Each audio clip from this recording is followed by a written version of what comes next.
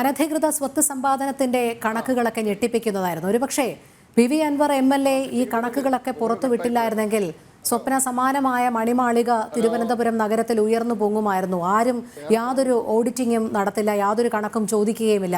എങ്ങനെയൊക്കെയാണ് ഒരു ഉദ്യോഗസ്ഥന് ഇത്രയധികം സമ്പാദിക്കാൻ കഴിയുന്നത്? എങ്ങനെയാണ് ഭരണതലത്തിൽ ഇത്രയധികം സ്വാധീനം ചെലുത്താൻ കഴിയുന്നത്?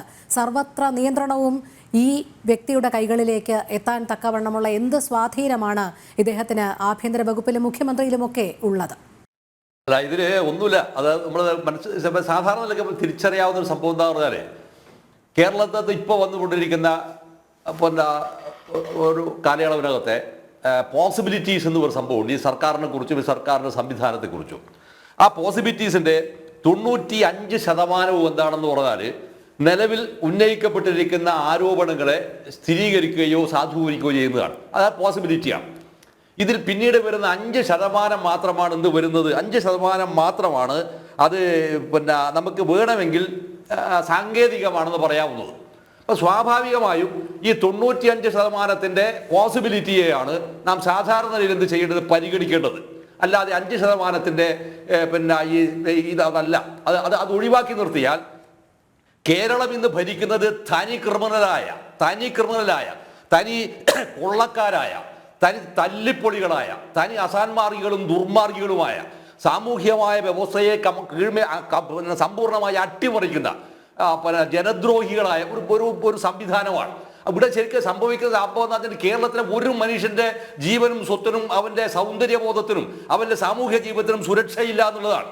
ഈ സുരക്ഷയില്ലാത്ത ഒരവസ്ഥയെ നിർമ്മിക്കുന്ന ഒരു അവസ്ഥയിലേക്ക് ഈ സ്വർണ്ണക്കടത്തുകൾ കടന്നു വരുമ്പോഴാണ് ഇതെങ്ങനെയാണ് ഒരു കമ്മ്യൂണിസ്റ്റ് പാർട്ടിയുടെ പോളിറ്റ് ബ്യൂറോ മെമ്പറുടെ നേതൃത്വത്തിൽ, അല്ലെങ്കിൽ ഇന്ത്യയിൽ ആകെ ഉണ്ട് എന്ന് പറയുന്ന ഒരു ഇടതുപക്ഷ പ്രസ്ഥാനത്തിന്, കമ്മ്യൂണിസ്റ്റ് പാർട്ടി ഓഫ് ഇന്ത്യ മാർക്സിന്റെ ഒരു മുഖ്യമന്ത്രിയുടെ കാർമ്മികത്വത്തിൽ നടക്കുന്നത് എന്നാണ് പരമപ്രധാനമായ ചോദ്യം.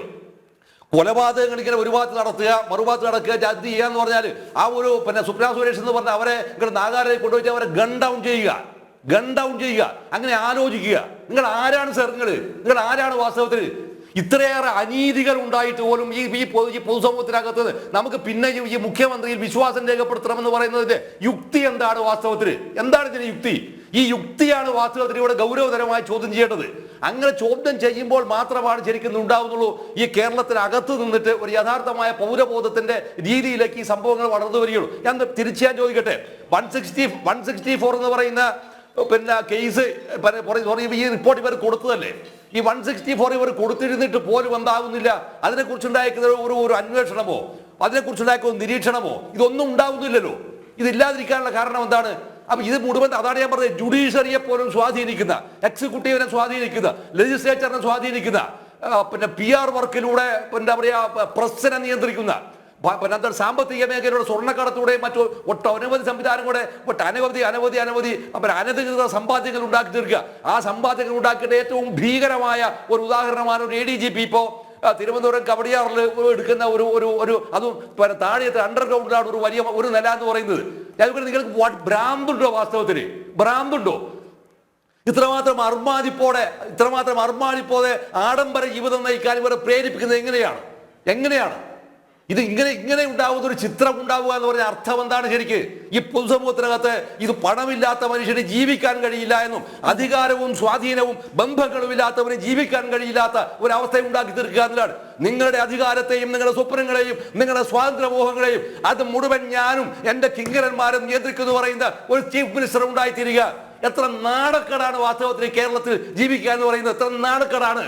ഈ നാണക്കേടിനാണ് വാസ്തവത്തിൽ എന്ത് ചെയ്തത്? നേരത്തെ തുടക്കത്തിൽ ഞാൻ പറഞ്ഞത് MP ഗോവിന്ദൻ കൊടുത്തിരിക്കുന്ന ഒരു ഗംഭീരമായ മറുപടിയല്ലേ കൊടുത്തത്.